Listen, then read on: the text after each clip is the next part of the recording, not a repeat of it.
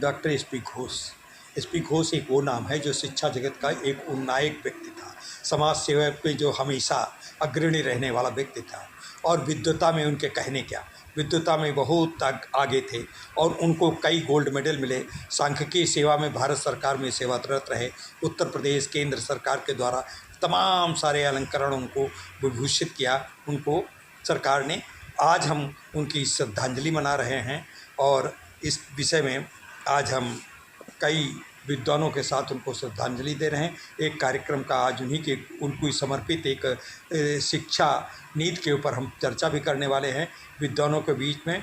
और इन विद्वानों के साथ साथ उनकी बेटी का आज बेटी मीताश्री के द्वारा एक कार्यक्रम आयोजित है। नमस्कार, शुभकामना। भारतीय परिवेश पे जब हम विकास या शुरुआत की बात करते हैं तो गुरुकुल शिक्षा की याद आ जाती है। गुरुकुल शिक्षा जहाँ पे विद्या ददात विनयम, और विद्या ददात विनयम के साथ साथ जब हम शिक्षा का प्रारंभ किए थे तब इसको जरा शिक्षा फिर से कर रहे हैं उसको शिक्षा। जब हम शिक्षा की बात करते हैं तो गुरुकुल की शिक्षा सतत रूप से हमें याद आ जाती है। जब हमारे बच्चे गुरुकुल में जाकर के न केवल शिक्षा बल्कि व्यवहारिक शिक्षा, नैतिक शिक्षा और रोजगारपरक भी शिक्षा का ज्ञान ग्रहण करते थे। आज हम किस शिक्षा में हैं, किस प्रकार के शिक्षा के, आज हम केवल, मैकाले ने कहा था कि हम अपनी शिक्षा में केवल क्लर्क पैदा कर रहे हैं। और इस बात को कई बार सरकारों ने क्लर्क से शिक्षा को व्यवहारिक शिक्षा की तरफ आयाम देने का प्रयास किया और संभवतः 1986 से 1992 इस अवसर पर शिक्षा में परिवर्तन के बहुत से प्रयास किए गए, कदम उठाए गए, लेकिन वो कहीं न कहीं अधूरा रहा। कोई न कोई अड़चनें आती रहीं, उनका हम व्यापक रूप से क्रियान्वयन नहीं कर सके। आज नई सरकार ने हमारी 2020 में एक नई शिक्षा नीति घोषित की है। नई शिक्षा नीति के विषय में तरह तरह की चर्चाएं हो रही हैं। कुछ लोग उसकी बड़ी व्यापक आलोचना कर रहे हैं और कुछ लोग उसका व्यापक समर्थन कर रहे हैं। आज हम देखते हैं इसमें वास्तविकता क्या है। हमारे बीच में एक समृद्ध पैनल है और इस समृद्ध पैनल से हम डिस्कशन करने वाले हैं आज की शिक्षा के महत्व के ऊपर, आज की शिक्षा के व्यवहारिक उपयोग के विषय में, आज की शिक्षा हमको कहाँ ले जा रही है, कितना हम रोजगारपरक शिक्षा की ओर बढ़ रहे हैं। इस आयामों की चर्चा करने के लिए हमारे समृद्ध पैनल में हम आपका परिचय कराते हैं। हमारे बीच में डॉक्टर मनोज पांडे जी हैं और नमस्कार पांडे जी। और इसके अलावा हमारे बीच में प्रसिद्ध समाज सेवी मीताश्री जी हैं। और इस बीच में हमारे बीच में जहाँ पे हम आज कार्यक्रम का ये रिकॉर्डिंग कर रहे हैं, खुनखुजी महाविद्यालय जो कि लखनऊ का एक प्रतिष्ठित विद्यालय है, उसकी प्राचार्य अंशु केडिया जी हैं। इसके साथ साथ जब शिक्षा के बात में आती है तो बच्चों के मनोवैज्ञानिक स्तर का मापन हम करते हैं, उसके लिए हमारे बीच में हैं डॉक्टर अल्पना रस्तोगी जी।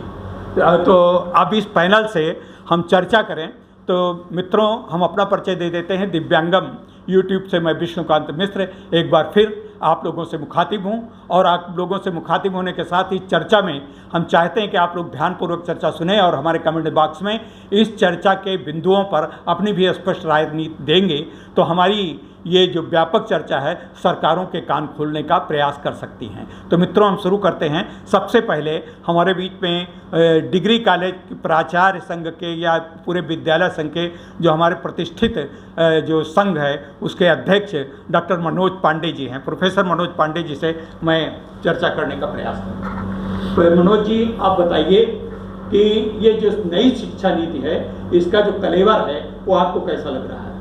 नहीं, नई शिक्षा नीति का कलेवर अब हम तो ये देख रहे हैं 4 वर्षों में, चौथा वर्ष है और स्नातक 4 वर्ष का कर दिया गया।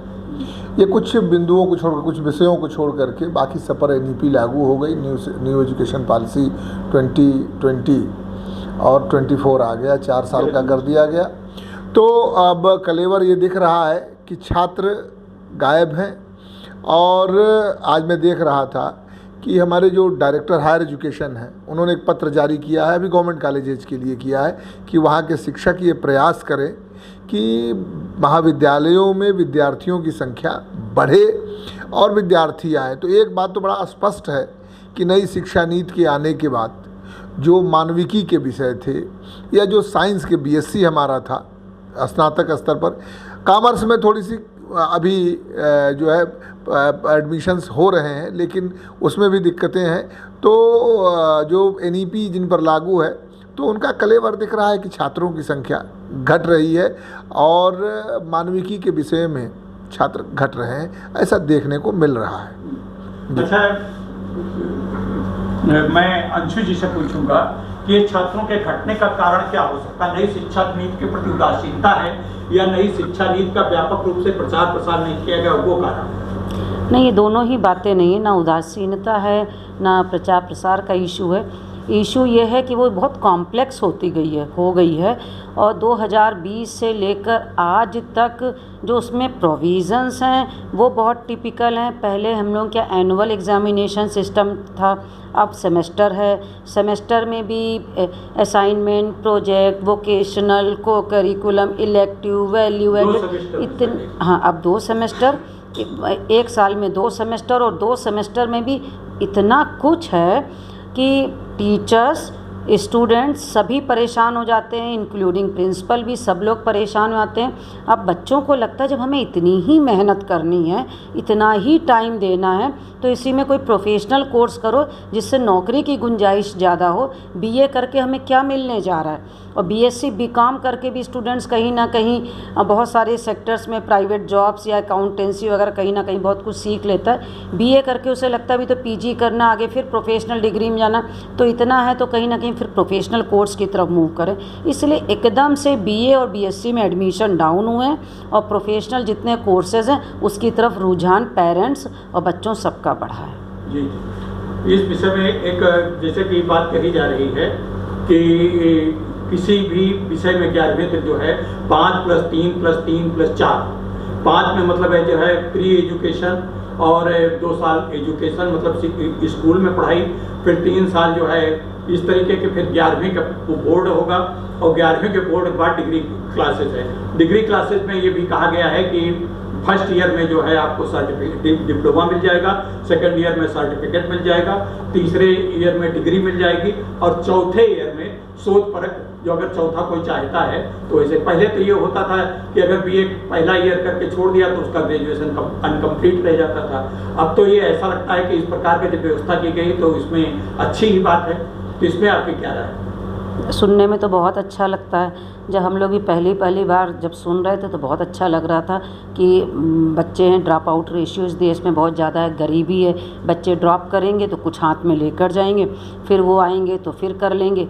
लेकिन कहने के लिए ये सिस्टम कहने के लिए तो बहुत अच्छा लगा, लेकिन प्रैक्टिकली अभी तक नहीं इसे हम लोग देख पा रहे हैं। कॉलेजेस के पास कोई इन्फॉर्मेशन नहीं, जो बच्चा ड्रॉप आउट है कि उसको हम सर्टिफिकेट दे रहे हैं। 2020 से आज हम 2024, 4 साल हो गए, लेकिन इस पे इम्प्लीमेंटेशन नहीं हुआ है। अब इम्प्लीमेंटेशन जब प्रशासन, चूँकि हम उस पोस्ट पे भी हमारे पास नहीं है, तो इसका मतलब ये चीज़ ज़मीन पर नहीं है। ज़मीन पर जब तक ये चीज़ नहीं होती तो हमें NEP के 2-3 जो एस्पेक्ट बहुत अच्छे लगते थे, उसमें ये एस्पेक्ट बहुत अच्छा था। कौन कौन से एस्पेक्ट अच्छे लगते? जैसे कि एक ये था कि लिबरल आर्ट्स करके, अगर स्टूडेंट आर्ट्स में है वो एक सब्जेक्ट, वो सब्जेक्ट साइंस भी लेना चाहे वो भी ले सकता है, कॉमर्स भी लेना चाहे, ये भी प्रैक्टिकल नहीं हो पा रहा है। अब ये जो जिसकी आप बात कर रहे हैं अभी कि ड्रॉप आउट सपोज है, certificate, diploma, degree plus research के साथ डिग्री, वो भी हमें ज़मीन पे नहीं दिख रहा है। तो कुछ चीज़ें अच्छी लगती थी लेकिन वो प्रैक्टिकली नहीं संभव है। इसीलिए दिक्कत है, NEP लोग क्यों नहीं समझ पा रहे हैं। एक तो वास्तव में बहुत तेज़ी से इधर 2020 में पॉलिसी आई, उधर होड़ लग गई लागू करने की। सबसे पहले नंबर 1 हम लागू करेंगे।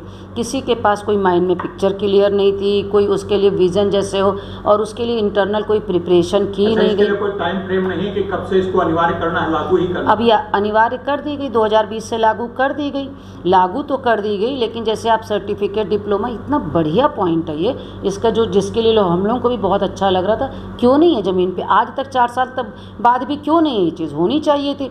जिसके लिए हम बात कर रहे हैं, बच्चा आर्ट्स के साथ साइकोलॉजी में इंटरेस्ट हो, मान लीजिए साइंस के बच्चे को, लेकिन नहीं ले सकता अगर उसके कॉलेज में साइकोलॉजी सब्जेक्ट तो हो। पहले ये तो है नहीं कि साइकोलॉजी के लिए मैडम ईरा में हैं, डिग्री कॉलेज में, यूनिवर्सिटी में, जो वहाँ पे साइकोलॉजी में असिस्टेंट प्रोफेसर हैं। अगर खुन जी के बच्चे को साइकोलॉजी में पढ़ना है तो वो 3 क्लास यहाँ पढ़े, 1 क्लास वहाँ तो पढ़ने जाएगा नहीं, ये पॉसिबल ही नहीं है। जहाँ तक इस विषय में हमने सुना है, जो हमने पूरा पढ़ा है, आज अध्ययन करके आए हैं, इस विषय पे थोड़ा सा मैं प्रयास करता हूँ कि आपका समाधान करने का किंचित प्रयास करूँ। मैं आप लोगों से कोई बहुत विशेषज्ञ नहीं हूँ। इसमें ये कहा गया है कि अब इस बात की विद्यालयों और इंस्टीट्यूशंस के लिए फ्री कर दिया गया है कि कौन स्टूडेंट किस विषय में पढ़ाएंगे। अब विषय वाली सीमा समाप्त करने जा रहे हैं हर विषय को उनके पढ़ाने के लिए। अब इसमें बात मैं पूछूंगा पांडे जी से, इसमें संसाधन कहाँ से आएंगे, इतने प्रोफेसर कहाँ आएंगे, जब आप बहुत सारे सब्जेक्ट एक ही विद्यालय को दे दिए जाएंगे। एक मिनिस्ट्री को पूरे हैं ही हैं, लेकिन विद्यालयों में कुछ सब्जेक्ट नहीं, कुछ हैं, तो विद्यालयों को जब सारे सब्जेक्ट पढ़ाना अनिवार्य हो जाएगा, उतने प्रोफेसर, उतने लेक्चरर्स, उतने वो कहाँ से लाएंगे। इन संसाधनों के विषय में मैं जरा डॉक्टर पांडे से पूछना चाहूँगा। देखिए, अगर आप शिक्षा को देखें, जैसे न्यू एजुकेशन पॉलिसी की बात हो रही है, लेकिन हमें लगता है कि जब किसी पॉलिसी पर बात हो तो हम तो लॉ के विद्यार्थी, विधि के विद्यार्थी हैं, और लॉ में एक चीज़ हम अपने विद्यार्थियों को पढ़ाते हैं। जब भी कोई कानून बनता है, नई शिक्षा नीति भी एक कानून से आई, जो पुरानी शिक्षा नीति जो 1986 की थी वो भी एक कानून से आई, उससे पहले जो व्यवस्था थी वो भी एक कानून से आई, और अंग्रेज़ों ने इस देश में बहुत सारी चीज़ें कानून से ही बनाना शुरू कर दिया। तो कानून की चीज़ें हैं और कानून की बातें हैं, और कानून में जो सबसे पहले, लॉ में जो सबसे पहली बात आती है वो बात आती है कि उसके ऑब्जेक्ट की बात हम करते हैं कि what is the object of this act. ये जो कुछ बन रहा है उसका ऑब्जेक्ट क्या है। दूसरा हम बात करते हैं रीजन्स की कि इसके कारण क्या है, कारणों पर बात करते हैं। ये कानून क्यों बनाया जा रहा है, इसके कारण क्या है, इसके उद्देश्य क्या है, इसके कारण क्या है। क्योंकि लॉ जो बनता है वो जो कमियां हैं, जो दिक्कतें हैं, उनके निवारण के लिए बनता है। हम डेमोक्रेटिक स्टेट में रहते हैं, डेमोक्रेटिक कंट्री है। डेमोक्रेसी नहीं थी जब अंग्रेज़ थे, हम गुलाम थे, तब भी हमारे लिए कानून बनता था, कानून से ही चीज़ें बदलती थी। चाहे वो उस समय की जो एजुकेशन पॉलिसी थी वो भी, और उससे पहले कोई कानून की बात नहीं होती थी, उससे पहले तो किंग की बात होती थी, किंग के सॉवरेंटी की बात होती थी। अब सॉवरेंटी कहीं और हो गई, वो अलग विषय हो जाएगा। हम लोग मूल विषय पर बात करें तो जो NEP 2020 है, इसके ऑब्जेक्ट, इसके रीजन्स दिए हुए हैं, इसके कारण दिए हुए, इसके उद्देश्य दिए हुए हैं, और बहुत सारे उद्देश्यों पर आपने स्वयं चर्चा की कि भाई इसके उद्देश्य ये हैं, इन उद्देश्यों। ऐसा नहीं कोई सरकार कोई पॉलिसी लेकर के आती है, और वेलफेयर स्टेट में अगर कोई पॉलिसी आती है तो निश्चित रूप से वेलफेयर की बात की जाती है। और सरकार का ये मानना है कि जो 86 का हमारी जो एजुकेशन पॉलिसी थी वो उन उद्देश्यों को प्राप्त नहीं कर सकती थी या कर रही है। आपने भी कहा कि 86 से 92 तक बहुत सारे एक्सपेरिमेंट हुए, लेकिन हम सफल नहीं रहे। तो उन कमियों को दूर करने के लिए सरकार ने ये माना कि हम न्यू एजुकेशन पॉलिसी लाए, और सरकार ने एक हाइपोथेटिक्स तैयार कर लिया। हमें लगता है कि ज़मीनी धरातल पर शायद इसका काम किया गया होता। जैसे हम ये मानते हैं कि भाई सरकार ने जो न्यू एजुकेशन पॉलिसी लाई, 86 में बिना कुछ सोचे समझे 3 साल का कर दिया गया ग्रेजुएशन। 2020 में जो न्यू एजुकेशन पॉलिसी आई, अब न्यू ही कहेंगे क्योंकि इस समय तो नया है, अब कल को ये भी पुराना हो जाएगा तो जो अगली आएगी वो न्यू एजुकेशन पॉलिसी होगी, ये पुरानी एजुकेशन पॉलिसी हो जाएगी। तो हम अगर उसकी बात करें तो बिना संसाधनों के 4 साल ला दिया गया। ये एक बहुत बड़ी बात है कि भाई सरकार ने संसाधनों पर कोई विचार नहीं किया कि संसाधन भी दिए जाएंगे। 3 साल जब बढ़ाया गया था 86 में, तब भी संसाधन नहीं दिए गए। उन्हीं संसाधनों से 2 वर्ष की शिक्षा 3 वर्ष कराई गई। अब उन्हीं संसाधनों में 4 वर्ष की भी बात हो रही है। एक तो ये दिक्कत है कि संसाधनों का अभाव है। दूसरा, जिस तरीके से इसकी कल्पना की गई, देखिए कल्पना करना एक बड़ी अच्छी चीज़ है, कल्पना में जीना भी बड़ी अच्छी चीज़ है, लेकिन कल्पना को धरातल पर उतारने के लिए कल्पना के साथ साथ वास्तविक रूप से उन चीज़ों पर काम करना भी ज़रूरी है। तो हमें लगता है कि जो काल्पनिक चीज़ें थी कि क्लस्टर बनाएंगे, अब इसमें क्लस्टर की बात हुई, कल्पना थी एक क्लस्टर की। अब जैसे अभी हमारी प्रोफेसर अंशु केडिया जी कह रही थी, भाई प्रिंसिपल भी हैं और इनका एक अपना अनुभव भी है, ये भी कह रही थी कि भाई विद्यार्थी 1-2 विषय यहाँ पढ़ेगा, क्या वहाँ पढ़ने जाएगा, इतनी दूर जाएगा कैसे, संसाधनों की कमी और धन लगेगा। तो तमाम चीज़ें हैं, इन चीज़ों का एक अध्ययन होना चाहिए था। और विषयगत जो चीज़ें हैं टेक्निकल, देखिए जहाँ दार्शनिक, जैसे हमारे मानविकी के विषय हैं, हमारा BSc है, हमारा BA के विषय हैं, वो एक दार्शनिक भाव से, और ये जो हमारे IAS बना करते थे, जो हमारे PCS बना करते, जो हमारी नौकरियां थी, जो हमारी सेवाएं थी, उन सेवाओं को सोच करके बनाया गया। हमें लगता है कि कि शिक्षा के बारे में बस इतना ही हम कहेंगे कि अगर देखा जाए बरतानिया हुकूमत के समय तो ददरी मेला में भारतेंद्र हरिश्चंद्र जी ने कहा था, शिक्षे तुम्हारा नाश हो, तुम नौकरी के हित बनी। तो तब भी उन्होंने कहा, अंग्रेज़ों ने ऐसा बनाया कि बाबू बना दो। और हम अब इस समय भी हम प्रोफेशनल्स की बात कर रहे हैं। हम देखिए किसी राष्ट्र का निर्माण, राष्ट्रीयता की बात हो रही नहीं, राष्ट्रवाद की बात हो रही है, तो किसी राष्ट्र का निर्माण, मैं राष्ट्र की बात कर रहा हूँ, किसी राष्ट्र का निर्माण शिक्षा से होता है और शिक्षा के लिए बजट की आवश्यकता होती है। हम एक पुराना अब वीडियो सुन रहे थे प्रधानमंत्री जी का, उन्होंने कहा 20%। जापान इसलिए आगे बढ़ गया, चाइना इसलिए आगे बढ़ गया कि उन्होंने 20% जीडीपी का खर्च किया। और अगर आप अपना इस बजट का एलोकेशन देख लीजिए तो डे पर डे डिक्लाइन होता जा रहा है। सेल्फ फाइनेंस की जो हमारे इंस्टीट्यूशंस हैं उनकी मशरूम ग्रोमिंग हो रही है, लेकिन अगर आप वहाँ पता करें तो शिक्षकों को वेतन कितना मिल रहा है, शायद अब चूँकि ये पब्लिक डोमेन में जाएगा, इन एयर रहेगा, तो हमें लगता है कि पीएचडी किए हुए हमारे उन नौजवान साथियों के बारे में यहाँ उनके अगर वेतन की बात हम बताएं तो शायद वो बड़े शर्म की बात होगी। तो सरकार की ये जिम्मेदारी होती है, शिक्षा, चिकित्सा, ये सरकार की जिम्मेदारी होती है। सरकार अपनी जिम्मेदारियों से मुंह मोड़ गई और नई एजुकेशन पॉलिसी की बात करती है। बिना धन के कुछ होता नहीं और बिना धन के तो कहीं कुछ हो नहीं सकता। और हम एक नारा चला करता था कि भाई जीडीपी का 7%, कम से कम 7%, और अब देखिए जीडीपी का कितना 2.89 आ गया है। तो इस इतने कम पैसे में हमें नहीं लगता कि देश में शिक्षा का विकास किया जा सकेगा। 1,86,074 करोड़ इस बार एजुकेशन के लिए अलॉट किया गया जी। तो मुझे नहीं लगता कि ये बहुत कम है भारत जैसे देश के लिए। और जिस तरीके से शिक्षा में एक्सपेरिमेंट हो रहा है, 1,86,000 बहुत कम है। इसलिए कम है कि जिस देश का पॉपुलेशन इतना हो और जहाँ पीएचडी पास नौजवान हो, उनको वेतन देने के लिए अब अगर आप चाहते हैं कि मैं खोल दूं कि सेल्फ फाइनेंस, अब वो बताएंगी डॉक्टर रस्तोगी कि सेल्फ फाइनेंस इंस्टीट्यूशंस में हमारे कितने दिए जा रहे हैं, वो बताएंगी जी। मैं मीता श्री जी से पूछना चाहूँगा कि सामाजिक परिवेश में जैसे कि ये कहा जा रहा है कि बच्चों को एक जगह पे दो भाषाएं पढ़ाई जाएंगी। एक तो उनकी शुरुआत होगी मातृभाषा से, फिर आगे मातृभाषा के साथ साथ किसी दूसरे प्रदेश की एक गैर हिंदी भाषी या जो उनके दक्षिण में है तो गैर उस प्रदेश की दूसरी भाषाएं सीखने। तो इससे क्या कुछ सौहार्द बढ़ने की संभावना है देश की एकता? ऐसा तो पहले भी था, शायद हम लोगों ने भी पढ़ा था, हम लोगों के टाइम पे भी होता था, एक सब्जेक्ट लेते थे। लेकिन देखने की बात है कि इतनी ज़्यादा इस शिक्षा नीति में इतनी ज़्यादा चीज़ें हैं, तो आखिर में अगर प्रैक्टिकली देखा जाए तो पहली तो बात, जैसे अंशु जी ने कहा कि संसाधन की कमी होगी, तो वो टीचर ही नहीं मिलेगा। अगर टीचर मिलेगा भी तो बच्चे क्लास में नहीं जाते हैं क्योंकि उनके ऊपर दूसरी चीज़ों का भी ज़्यादा प्रेशर रहता है। जहाँ पे हम चूँकि हम समाज से जुड़े हुए व्यक्ति हैं, तो एक चीज़ ये कहेंगे कि हाँ, आप चाहे कितनी भी हम वो बात कर लें, लेकिन हम शायद क्रीमी लेयर को छोड़ के अगर हम साधारण जनसाधारण की बात करें तो वहाँ पे यही हो रहा है कि वो तो जैसे सरकारी स्कूल है, आप देख लीजिए सरकारी स्कूलों में लखनऊ को छोड़ के अगर दूसरे ज़िलों में देखा जाए तो सरकारी स्कूल में शायद अभी भी पूरे उतने संसाधन अच्छी तरह है ही नहीं। तो बच्चे इसीलिए ड्रॉप आउट भी होते हैं और जब जाते भी हैं तो वो उतनी जिसको कहते हैं तन्मयता से या उतनी डिसिप्लिन में रहकर शायद पढ़ाई करने में, और क्या उसको आप उस जगह पे लागू कर सकते हैं? गांव के स्कूलों में वो सारी सुविधाएं आप प्रोवाइड कर सकते हैं?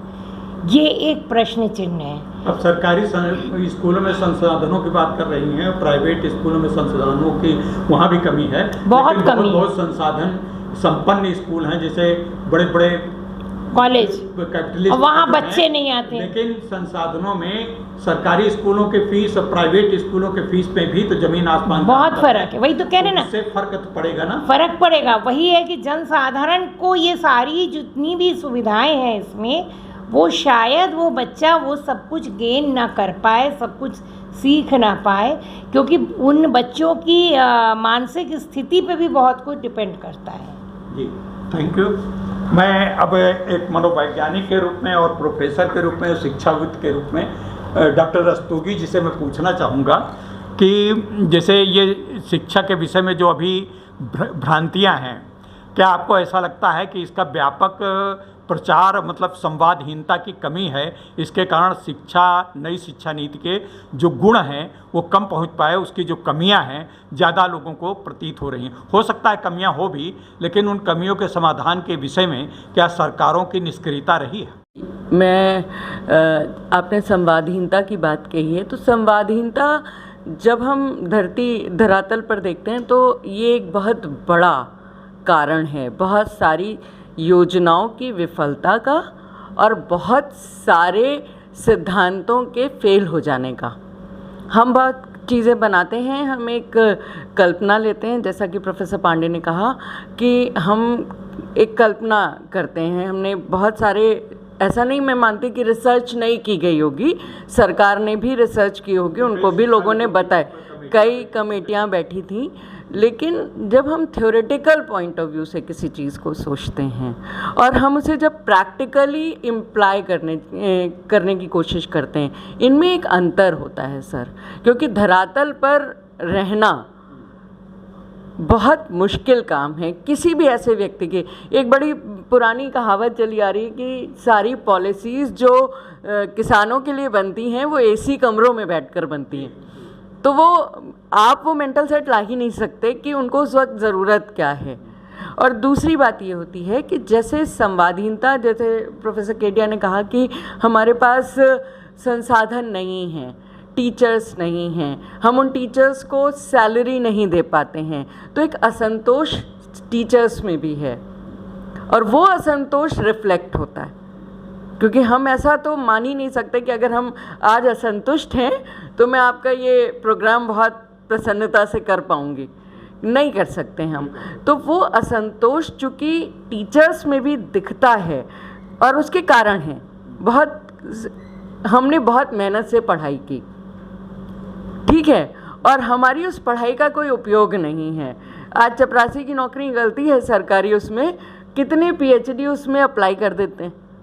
आप खुद सोच कर देखिए मानसिक स्थिति कैसी होगी उस व्यक्ति की जिसने पढ़ाई करके, उस नौकरी बुरी नहीं है वो, हम उसको लेकर के कोई पूर्वाग्रह से ग्रसित नहीं, प्रतिभा के अनुकूल नहीं है। दूसरा ये कि आप जब किसी चीज़ को बता रहे हैं किसी को, जब बच्चे के पॉइंट ऑफ व्यू से सोचते हैं, 12th करके वो ग्रेजुएशन में एंट्री ले रहा है, अब वो जब आया है और वो यहाँ आकर के देख रहा है कि यहाँ इतने सारे सब्जेक्ट हैं, हम साइंस का भी पढ़ सकते हैं, हम ये भी कर सकते हैं, वो भी कर सकते हैं, उस वक्त कोई भी इस प्रकार की बात नहीं करता। आपने बात शुरू की थी गुरुकुल से, तो गुरुकुल का एक मात्र आधार था जिसको आज की डेट में हम करियर काउंसलिंग और एप्टीट्यूड टेस्टिंग की बात करते हैं, क्योंकि जब आपके पास बच्चा शुरुआत से रह रहा होता है तो आपको उसके रुझान पता होते हैं, आप उस रुझान के अनुसार उसे शिक्षा देने के प्रयत्न कर लेते हैं। हमारे यहाँ क्या होता है कि हमने खुला छोड़ दिया, बच्चे को खुद ही नहीं पता है। और हम बहुत पहले एक काउंसलर रखा जाता है 12th तक के कॉलेज में, सीबीएसई में मैंडेटरी है कि आपके पास एक साइकोलॉजिकल काउंसलर हो। मेरे कई शिष्य वहाँ जाते हैं, वो कहते हैं कि उनको कोई काउंसलिंग नहीं कराता, टीचर्स को या किसी को या मैनेजमेंट को इससे पढ़ी नहीं हुई है, क्योंकि वो मैंडेटरी इसलिए रख देते हैं सब्स्टिट्यूशन में टीचर। आप एक मनोवैज्ञानिक का भी पेशेंस टेस्ट कर लेते हैं और फिर वो अल्टीमेटली असंतुष्ट हो जाता है, फाइनली तो वो इंसान है। तो जब हम किसी भी चीज़ के विषय में बात करते हैं तो मुझे लगता है प्रैक्टिकली जो लोग ज़मीन पर काम कर रहे हैं उनको भी साथ ले करके या उनको सेंसिटाइज करके एटलीस्ट उनके सामने बात रख करके उनकी बात समझ करके इन पॉलिसीज़ का इम्प्लीमेंटेशन होना चाहिए। और कोई भी बदलाव आता है तो मुझे लगता है उसमें समय लगता है, हम अडाप्ट कर गए ना 3 साल। आज सर ने बताया तो मुझे याद आ रहा है, अरे हाँ बहुत पहले तो 2 साल का बीए हुआ करता था, 2 साल के बाद 3 साल हो गया था। अब हुआ है, अब तो मतलब जो है 1 ही साल मान सकते हैं। अगर बीए करना है, बीए का डिप्लोमा लेना तो 1 साल बाद आपको बीए डिप्लोमा मिल जाएगा, डिप्लोमा मिलेगा। देखिए आप, हमारे यहाँ हो क्या रहा है कि हमने डिप्लोमा और डिग्री और सर्टिफिकेट इन चीज़ों के विषय में क्लैरिटी रखी ही नहीं है। आपको पता है आज हम ये कहें कि मेरे पास साइकोलॉजी में सर्टिफिकेट है और मेरा कोई साथी कहता है मेरे पास डिग्री है। What is difference between certificate and degree? हाँ, तो हमारी उसकी नॉलेज में क्या डिफरेंस है? या हम जब डिग्री एक जन सामान्य व्यक्ति के लिए उसकी रोजी रोटी का साधन होता है। हम पढ़ाई क्यों करते हैं? हम पढ़ाई इसलिए करते हैं क्योंकि हमें आगे जा कर के इसकी सहायता से अपना जीवन यापन कर सकें। लेकिन इसमें प्रॉब्लम ये आ रही है कि हमें ये पता ही नहीं है कि हम इसको करने के बाद करेंगे क्या। तो मुझे लगता है वोकेशनल गाइडेंस या एप्टीट्यूड या करियर इस समय नहीं, स्कूलों के लेवल पर ये बहुत ज़्यादा ज़रूरी है। मैं आपको थोड़ा सा करते हुए बहुत सी हम लोगों ने बातें की, साथियों डिस्कशन किया, लेकिन शुरुआत में जो प्राइमरी, चूँकि उस तरफ के कोई रिप्रेजेंटेटिव है नहीं यहाँ पे, तो प्राइमरी एजुकेशन को व्यवहारिक रूप से मतलब व्यवसाय से जोड़ा जा रहा है। जैसे बच्चा 5 साल की शिक्षा पूरी करके प्री एजुकेशन और एजुकेशन पूरी करके आएगा, उसको कक्षा 1 से ही बताना शुरू हो जाएगा कि कोडिंग क्या है और कंप्यूटर क्या है, और पूरा उस तरीके से उसको प्रोग्रामिंग तक कक्षा, मतलब 5 साल में जब तक वो 8 साल का होगा तब तक उसको प्रोग्रामिंग और पूरा जितना आपका एक्सेल है सब कुछ है, कंप्यूटर का ही नहीं बल्कि कारपेंटरी के और जो अन्य दूसरे उद्योग धंधे उनको भी बताने का कोर्स रखा गया है। और उसके लिए ऐसा कहा गया है, जो आज मैं अभी पढ़ के आ रहा हूँ, लेटेस्ट 5 दिन के उसके जो वहाँ दिल्ली के अंदर एक समिट हुई थी उसके डिस्कशन का पढ़ के आया हूँ, तो उसमें ये कहा गया है कि केवल जो ये आज का बजट रखा है इसका 15% न्यू एजुकेशन पॉलिसी के इम्प्लीमेंटेशन के लिए संसाधनों को बढ़ावा देने के लिए किया जाएगा जितने हैं, तो उसमें ज़्यादातर किया जाएगा संसाधनों का बढ़ावा प्राइमरी स्कूल और जो जूनियर हाई स्कूल के हैं लोग उनको बढ़ाने के लिए किया जाएगा।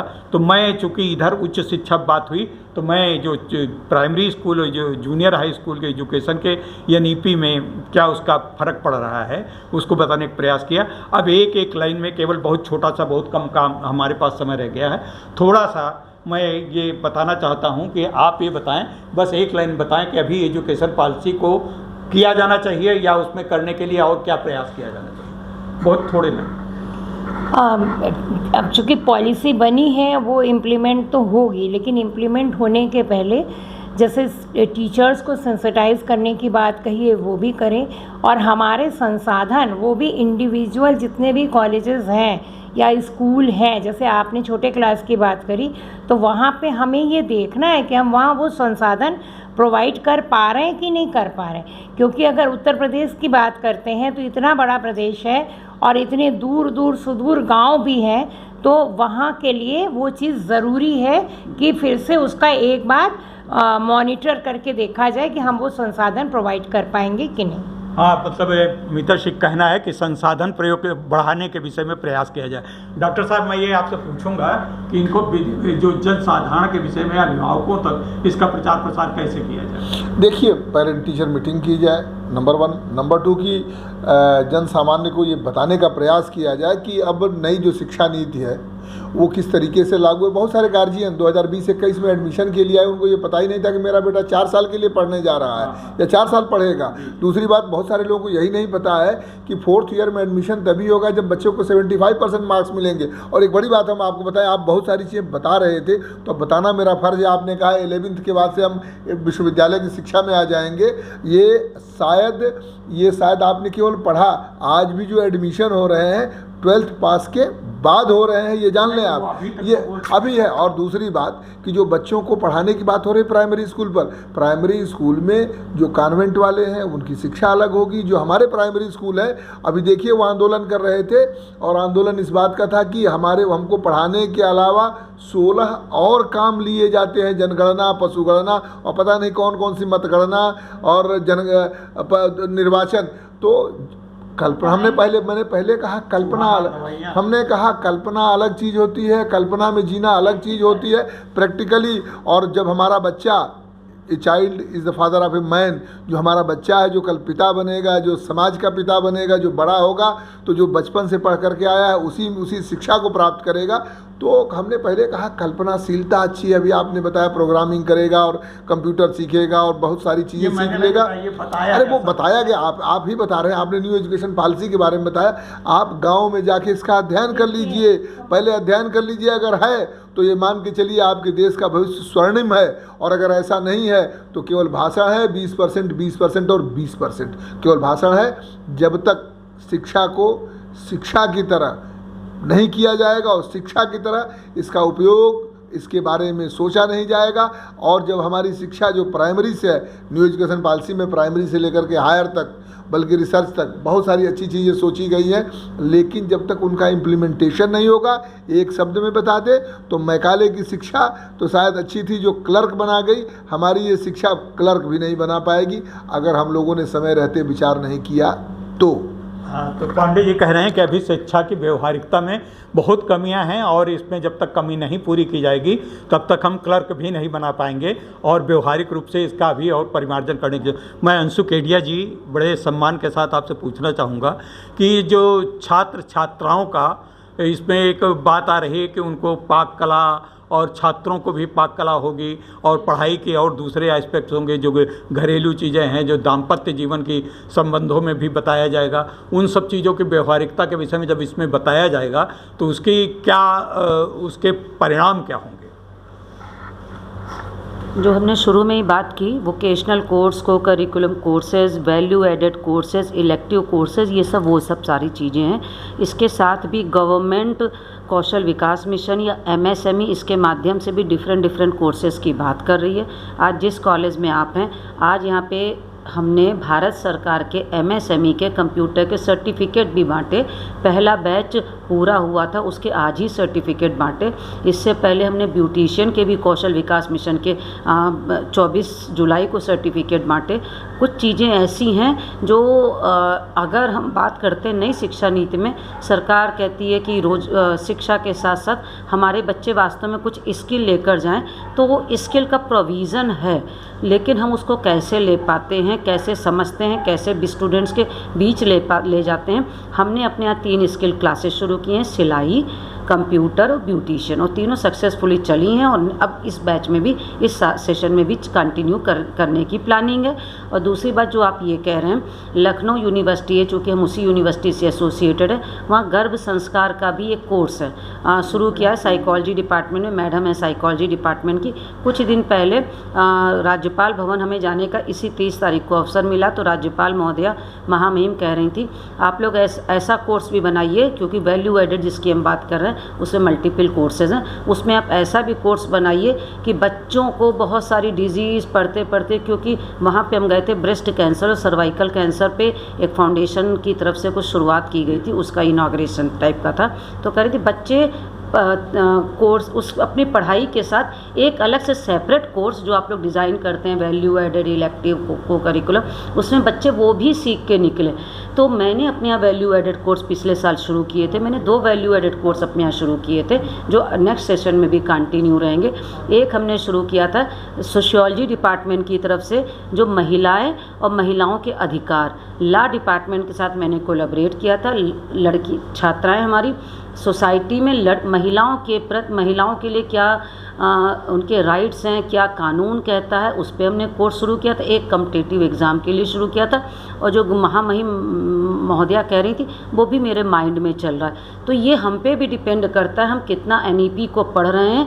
वास्तव में समस्या NEP बहुत बड़ी समस्या है। ड्रॉप आउट रेशियो या एडमिशन बहुत बड़ा चैलेंज है, क्योंकि हमारे पास एक्चुअली संसाधन नहीं है, समस्याएँ हैं, टीचर्स नहीं है, स्टाफ, हमारे पास रूम्स नहीं है। लेकिन हम कुछ अच्छी चीज़ों को कैसे निकाल सकते हैं, उसके लिए मैं बहुत पेन्स लेने पड़ रहे हैं, जो मैं ले रही हूँ, इसलिए मैं कुछ कोर्सेज शुरू कर पा रही हूँ। प्रतिकूलताओं में भी अनुकूलन करना नाम है अंशु केडिया का, और अंशु केडिया जी ने बताया कि हम कितनी कठिन परिस्थितियों में भी आगे बढ़ने का प्रयास कर रहे हैं। बड़ा व्यवहारिक, माननीय महामहिम राज्यपाल महोदया जी की अपेक्षाओं के अनुसार उन्होंने कई कार्यक्रम किए, और इस कार्यक्रम को आगे भी बढ़ाने का प्रयास कर रही हैं। अच्छा, मैं अब आपसे इस कार्यक्रम का समापन करवाने का प्रयास कर रहा हूं। क्या नई शिक्षा नीति में आपको ऐसा लगता है, बावजूद कई प्रतिकूलताओं के, क्या बहुत अच्छी संभावना, उज्जवल भविष्य इसका दिखाई पड़ रहा है? हम सकारात्मक रूप से सोचने का प्रयास करें। भविष्य अवश्य होगा, क्योंकि जब हम किसी भी चीज़ को बहुत सोच समझ कर करते हैं, रिसर्च के बाद करते हैं, तो सोचते हैं, उम्मीद हमें हमेशा ये रहती है कि इसका भविष्य अच्छा होगा। लेकिन भविष्य अच्छा करने के लिए हमें धरातल पर काम बहुत करने हैं। जैसे प्रोफेसर केडिया ने, प्रोफेसर पांडे ने, मिताश्री जी ने ये एक बात एक स्वर में कही कि हमें प्रैक्टिकल अप्रोच देखनी होगी। पांडे सर ने ये बोला कि आप गांव में जाकर के देखिए, आप कह रहे हैं कौशल विकास की हम बहुत सारी चीज़ें कर रहे हैं, अब गांव में जाकर देखिए, गांव में बच्चे स्कूल आते ही नहीं हैं। टीचर्स का सबसे पहला काम तो होता है उनको घर से ले करके आएँ, और ऐसे बच्चों को जब आप कौशल विकास की बात करते हैं, उनके पेरेंट्स को ये समझा पाना अभी भी बड़ा चैलेंज है, और हमें वहाँ से शुरुआत करनी होगी। और अगर हम वहाँ तक पहुँच पाएँ तो निश्चित हम बहुत सारे बदलाव ला सकते हैं। नई शिक्षा चुनौतियों का एक युग्म है, और इन चुनौतियों को हम कैसे पूरा कर सकेंगे, मित्रों आप भी बताइए कमेंट बॉक्स में। हमारे ये समृद्ध पैनल और विद्वान जो डिस्कशन विद्वानों के बीच में हुआ है, प्रोफेसर्स के बीच में, आपको कैसा लगा, और आप इनकी बात से कितना सहमत हैं, और आप सरकार को क्या सुझाव देना चाहते हैं।